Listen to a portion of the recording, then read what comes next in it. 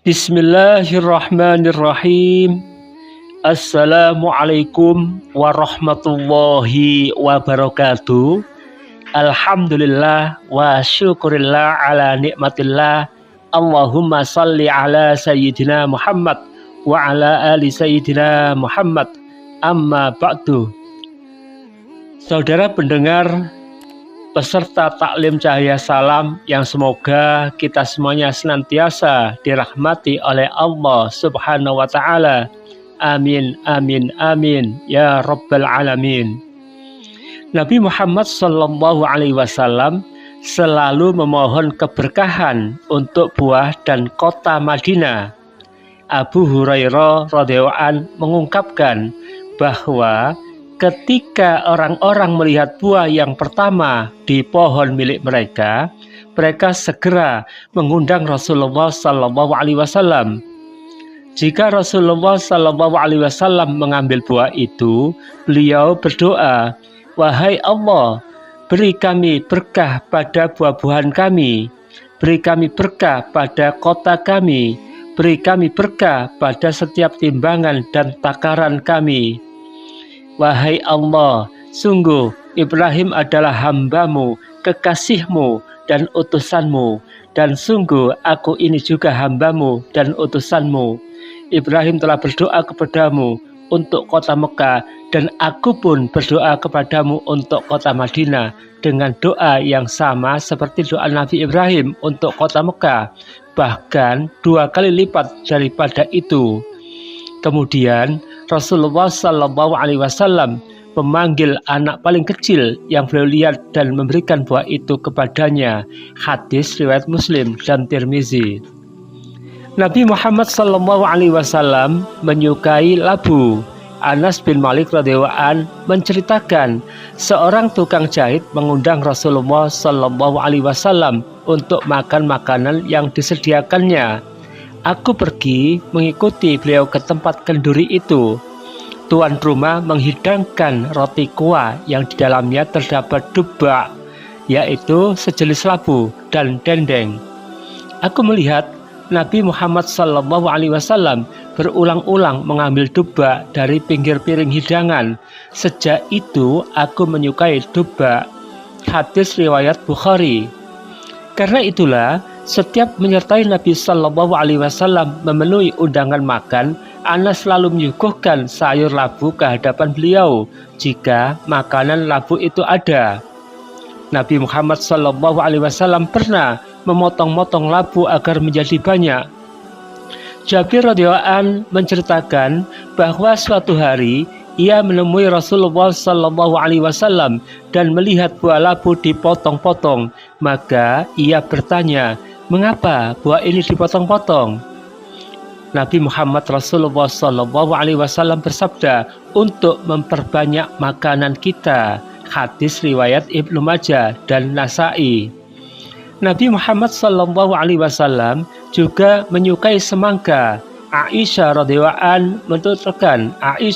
anha menuturkan, Rasulullah Sallallahu Alaihi Wasallam pernah makan buah semangka dengan kurma masak. Hadis riwayat Tirmizi dan Nasa'i. Memakan buah-buahan dengan kurma yang masak merupakan kebiasaan Nabi Muhammad Sallallahu Alaihi Wasallam.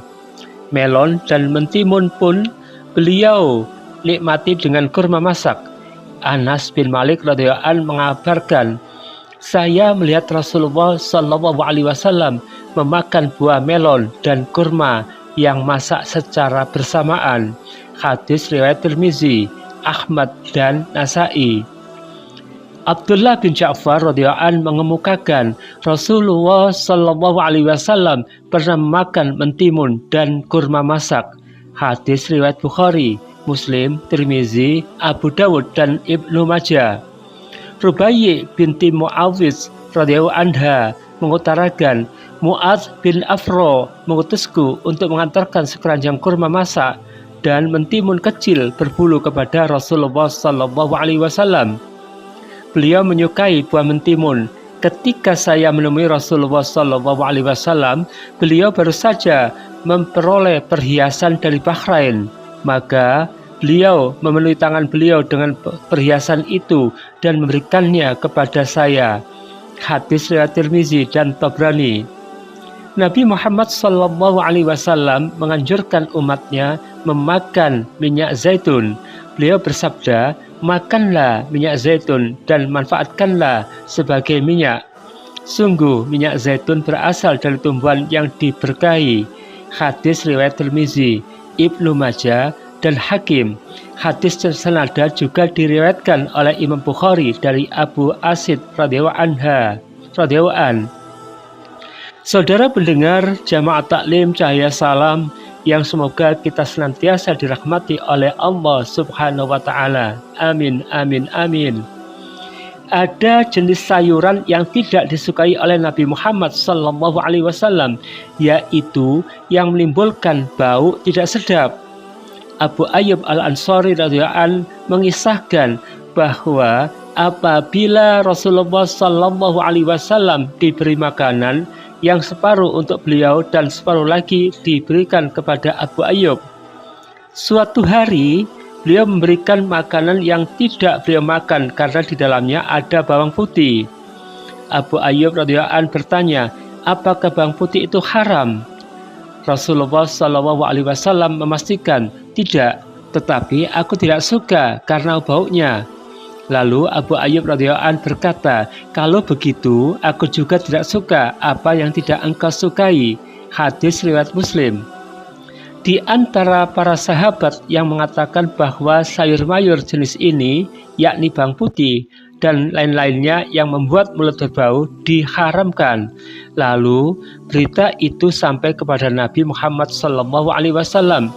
Maka beliau bersabda, wahai manusia, sungguh aku tidak mempunyai hak untuk mengharamkan apa yang telah dihalalkan oleh Allah, tetapi aku tidak menyukai bau jenis sayuran ini.